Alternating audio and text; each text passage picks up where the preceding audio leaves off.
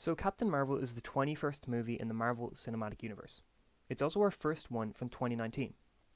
In this review, I'm going to try and be 100% spoiler free. I will try and not really discuss any plot details at all, except for the bare minimum that is necessary.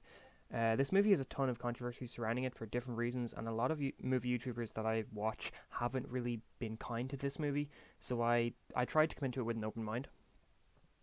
So, first off, I just want to say that I was pleasantly surprised with the movie overall. Everything I'd been seeing and hearing about this was screaming that I wouldn't be a fan of it. But the cosmic part of Marvel Comics, like Skrull, Kree, Nova, all that stuff, are some of my favourite aspects of the comics and just of Marvel in general.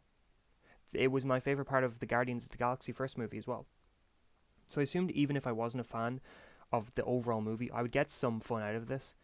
Now, yes, there are a lot of problems with this movie. Some are spoilers, so I won't mention them, but some are just problems with how the movie is made. The one thing I think was good about the movie was that both the OST and the music choices were pretty great. The OST was very reminiscent of Thor Ragnarok and Agents of S.H.I.E.L.D. Season 5, so it seems that there's somewhat of a Marvel pattern when it comes to how their space products sound or how their space movies or TV shows sound. There was that very electronic score that you get in Agents of S.H.I.E.L.D. Season 5 when they're in the lighthouse and all the Kree stuff and things like that, so it was cool that it kind of sounded similar to that. The main thing for Captain Marvel herself was also really good. The OST I feel isn't good enough to be remembered like Winter Soldier or Avengers. If I had to compare it to anything, it would be the Iron Man score. A relatively good and unique hero score that is unfortunately forgotten by fans as the movies go on. I love the first Iron Man score, but unless you're a die-hard fan, you probably can't think of that music off the top of your head. I feel like, as good as this was, it'll be the same situation. A lot of people are just going to forget about it, but when they hear it again, they'll be like, hey, that was actually pretty good. The song choices for the most part are great. I don't really have any complaints about those. My only problem is that at one point a song plays that I already heavily associate with a different Marvel property, so I was disappointed they used that song and didn't go for something else. One thing I disliked about the movie was the fight scenes, and not even just the choreography, just the fight or battle scenes in general were terrible. They're so jump cutty to the point where it's literally unidentifiable what's going on, what's happening in certain scenes. If the scene isn't too dark, then it'll just have weird angles and shot of the characters, and it becomes very annoying. In hand-to-hand fights, it's almost impossible to determine who is actually fighting or who is throwing the hits or whatever. The final act, where Carol is in full-on Captain Marvel mode, does show some excellent use of her powers, and the battle there is pretty great. But everything before that is genuinely hard, annoying, and downright impossible to watch. Luckily, Captain Marvel shouldn't be about close-up hand-to-hand fights anyway, so it doesn't really detract too much from the overall experience. But I just feel like it's worth mentioning nonetheless. You know, if you're going into this wanting to see cool fight scenes or whatever, you're probably going to leave very disappointed. The overall cast was also a highlight. Sam Jackson plays a Nick Fury who, while obviously knows what he's doing, he's got a cute, innocent naivety to him.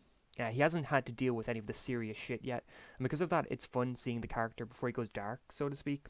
It's a Nick Fury we haven't seen at all in the movie yet. You know, by the time we see him in Iron Man 1, or we basically see him in Iron Man 2, he's dark, he's hardened, he knows how to get shit done, he's seen some stuff, but this is a whole new side to him, and I think it was really fun to see. I'm also a huge fan of Ben Mendelsohn as the Skrull leader of Talos. He was definitely not what I expected of a Skrull, and I came out of the movie wanting Mendelsohn in so much more stuff. Just put that actor in everything you can. Lashana Lynch also plays Maria Rambeau, who was Carol's best friend and fellow pilot. She was also a really interesting character, and I liked a lot of what they did with her. Only complaint is that maybe I think they should have showed a little bit more of her and Carol's friendship. There's not too much I can say about Clark Gregg as Coulson, but I just want to say that I am very disappointed in how little he ended up being in the movie. Again, if you're going into this movie wanting to see Coulson or wanting to see Agents of S.H.I.E.L.D. stuff, you're going to leave very disappointed.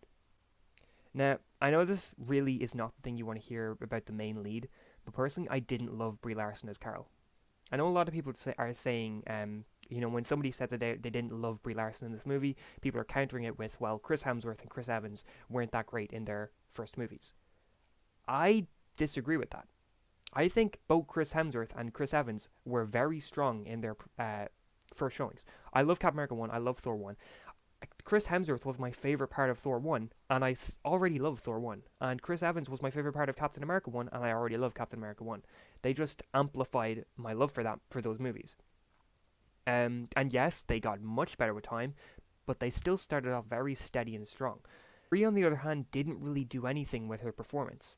During the fight scenes, when she would say something or drop a one-liner, it was always so quiet and hard to hear. I never sold to me that she was this badass who would save the Avengers. Her power set definitely showed that she could save the Avengers. She could tangle with the best of them. Like I don't know if she could tangle with Thanos. She definitely seemed very powerful, but I don't know if she's Infinity Stone level powerful yet. Um, while her power set definitely showed she was powerful, the character herself was pretty disappointing, and I'm afraid that the Carol Danvers Captain Marvel part of the movie ended up being one of my least favorite aspects of the entire movie. I really hope it was the script or directing that made Brie this way in the movie, but I'm not too hopeful about Captain Marvel as a character going forward. Well, saying I'm not too hopeful is a bit too pessimistic of a word. I'm more so not as optimistic as I was. The Kree Skrull stuff definitely interested me a lot, and this movie did a good job of opening up cosmic canon while not stepping on the toes of previously established things from Guardians of the Galaxy or Thor Ragnarok. And I really hope that the sequel takes us deeper and deeper into the Kree and Skrulls' respective empires. Besides, the Skrull are such a huge part of Marvel, I think it's inevitable that they're going to come back in a big way. I think the Kree Star Force was very wasted, though. They were just kind of there as something for Carol to latch onto, something from Kree that, would help separate her human persona from her Kree persona or whatever.